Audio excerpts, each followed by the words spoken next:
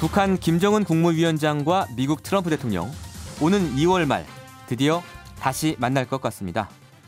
지난 주말에 북한 김영철 부위원장이 백악관에 가서요. 트럼프 대통령에게 김정은 위원장의 친서를 전달했고요. 그 뒤에 백악관은 오는 2월 말 2차 북미 정상회담이 열릴 것이다. 이렇게 공식적으로 밝혔습니다. 트럼프 대통령도 정상회담이 열릴 나라까지 결정됐다. 이런 언급을 했는데요. 점점 윤곽을 드러내고 있는 2차 북미 정상회담의 진행 상황을 살펴보겠습니다. 조성열 전 국가안보전략연구원 수석 전문위원 연결합니다. 박사님 안녕하세요. 예, 안녕하세요. 네. 지금 2월 말 정도에 어디선가 2차 북미 정상회담 열린다. 나라까지 결정됐다. 이 정도까지만 이제 공식적으로 나와 있는 상황인데 언론을 보면 도시는 베트남이 유력할 것이다. 나라는 이런 얘기들까지 나오고 있습니다. 이 언론 보도 어떻게 보세요? 맞다고 보십니까? 예, 상당히 설득력 있다고 보고요. 아, 그래요? 네. 특히 원래 이제 2월 트럼프 대통령이 이제 1월 말 2월 초를 그전부터 얘기해 왔기 때문에 예. 이번에 이제 2월 말 언저리에 열린다는 부분 때문에 아마 2월 내에 열릴 것 같고요. 예. 장소는 이제 북한 리용호 외무상이 작년 12월 중순에 네. 베트남을 방문하면서 네. 답사한 것이 아니냐 이런 얘기가 있었습니다. 그리고 미국 측에서도 네. 지금 베트남 지역이 이제 북한의 자국 항공기, 특히 예. 이제 김정은 위원장의 전용기라고 할 수 있는 천매 1호기가 갈 수 있는 예. 그 최대 거리가 베트남까지이기 때문에 비행거리 한계가 있죠, 그 비행기가. 예, 그렇습니다. 한 4,500km 정도인데 예. 지난번에 이제 싱가포르로 갔기 때문에 중국 비행기를 빌렸었습니다. 네. 근데 이거는 이제 두 번 연속으로 하기에는 이제 국가 체면상 문제도 있고 예. 또 보안 문제도 있기 때문에 이번에는 이제 자기 비행기로 갈 것 같습니다. 아, 그렇군요. 근데 이제 2차 북미회담 그동안 말은 많았지만 이렇게 전격적으로 결정이 된 게 북한이 어떤 카드를 가져갔길래 됐을까요, 이게? 예, 이게 지금 사실은 이번 협상이 전격적으로 된 부분들이 있지만 사실은 작년부터 물밑에서 계속 접촉이 있었던 것 같고요. 예. 그리고 미국이 북한에 요구하는 비핵화 요구 수준이 약간 수위가 낮아진 부분이 있고요.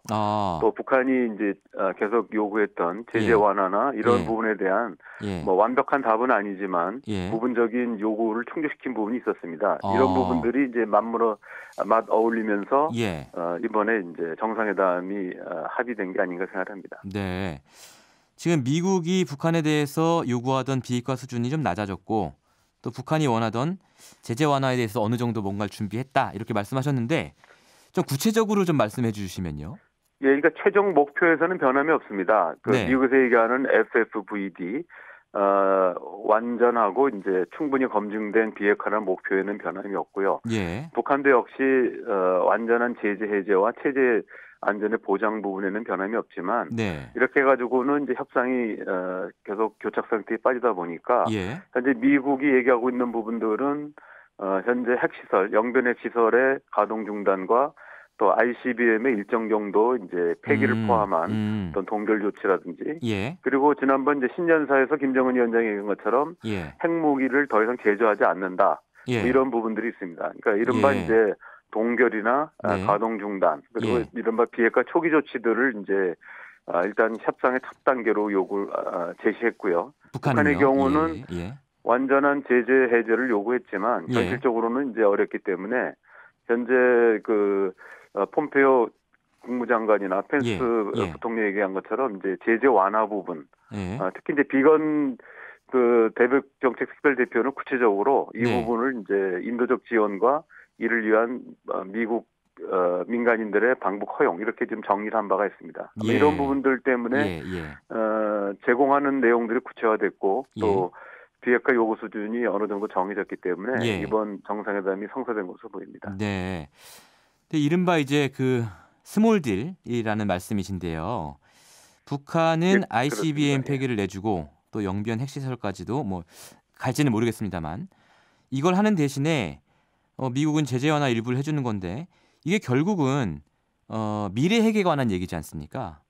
그래서 과거 핵에 대해서는 어떡하냐? 미국은 자국민의 안전만 생각하지 남한의 안전을 생각하는 거 아니냐? 사실 이렇게 우려하는 시각도 있는 게 사실 아닙니까? 예, 그런 비판이 당연히 나올 수 있다고 봅니다. 그러니까 지금 미국이 지금 추진하고 있는 것은 미래핵 부분은 이미 작년에 합의를 했고요. 완전한 이행은 되지 않았습니다만은 풍계리 폭파라든지 핵미사일 시험 중지 그리고 동창리에 대한 미사일 해체 문제까지 논의가 됐습니다. 근데 이제 이번에 합의되는 부분은 현재 핵이라고 볼 수 있습니다. 현재 가동 중인 영변 핵 시설의 가동 중단 그리고 핵 미사일의 어떤 제조 중단 이런 부분이기 때문에 현재 핵에 관한 부분까지가 이번 목표라고 볼 수 있고요.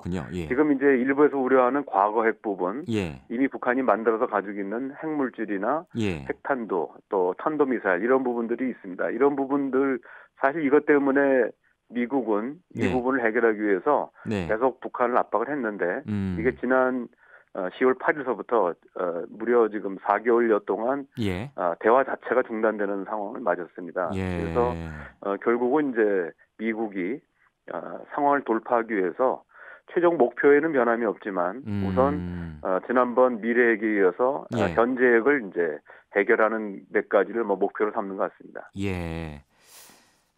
그런 우려를 하시는 분들은 결국은 미국이 목표는 끝까지 가는 거지만 끝까지 가다가 못 가면 북한의 핵 보유가 좀 기정사실화돼서 핵 보유국이 되는 거 아니냐. 그런 불안이 사실은 얼마 전에 주일미군이 동영상에서 북한을 핵 보유 선언국으로 표현했을 때 이게 뭐 해프닝인지는 모르겠습니다만 그런 불안이 좀 표출이 됐다 이렇게 보이거든요. 지금 주일미군에서는 이제 용어상으로 보면은 큰 문제가 없지만 오해를 불러일으켰던 부분이 있기 때문에 삭제하기로 결정한 걸로 알고 있고요. 삭제하기로 했군요. 사실은 이제 2008년, 2009년부터 미 국방부 산하의 합동군사령부라든지 미 국가정보위원회 이런 데서도 북한을 이제 우리말로 번역하면 핵보유국인데 실제로 용어를 정확히 보면은 이제 뉴클레어 파워 또는 이제 뉴클레어 스테이트라고 해가지고 우리가 이제 좀 더 포괄적이군요 느낌이. 국제적으로 핵보유국을 인정하고 있는 것은 뉴클레어 웨펀 스테이트입니다. 그러니까 핵무기 보유국이라는데 그런 용어를 쓰지는 않고 있습니다. 미국도. 그래서 인정한다는 얘기는 아니고요. 다만 이제 그동안에는 트럼프 대통령 자신이 이런 핵 동결이나 중간 과정을 굉장히 이제 거부했었는데 역설적으로 해야 한다면 트럼프를 비판했던 뉴욕 타임즈가 북한 영변핵 시설이 아직도 가동 중에 있다.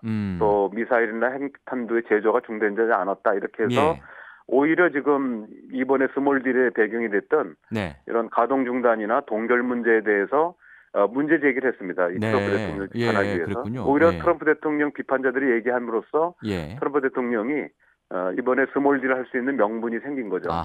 그래서 이런 이제 당면한 미 본토에 대한 위협을 해소하는 게 급하다. 이러한 어떤 공감대가 만들어지면서 사실은 이제 일부에서 우려했던 것처럼 그런 부분이 완전히 해소된 건 아닙니다. 사실은. 아니지만 어쨌든 그렇지만 이런 이제 그 목표는 분명히 하면서도 알겠습니다. 우선 단계적인 과정을 넘어가겠다 이렇게 표현한 것 같습니다. 지금 이 북미 정상회담, 2차 북미 정상회담을 준비하기 위해서 스웨덴 스톡홀름에서는 북미 협상 실무진이 만나고 있는 상황인데 이번에 특이한 게 우리 쪽에 이도훈 외교부 한반도 평화교섭 본부장도 여기에 갔지 않습니까? 사실 이게 굉장히 이례적인 일 같거든요.